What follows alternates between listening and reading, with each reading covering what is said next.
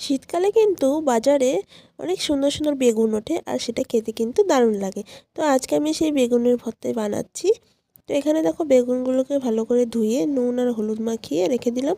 আর এদিকে ফ্রাইং প্যানে সর্ষের তেল গরম করে একটা শুকনো লঙ্কাকে ভেজে নিলাম। শুকনো লঙ্কাটা ভেজে নিচ্ছি একদিকে, আরেকদিকে কিন্তু আমি কটা কুচনো পেঁয়াজও ভেজে নিচ্ছি ভালো করে। তো ঝালটা তোমরা তোমাদের ইচ্ছে মতন দিতে পারো, আমি একটাই দিয়েছি। তো পেঁয়াজটা ভাজা হয়ে গেছে, এবারে কিন্তু পেঁয়াজটাকে আমি তুলে নিচ্ছি।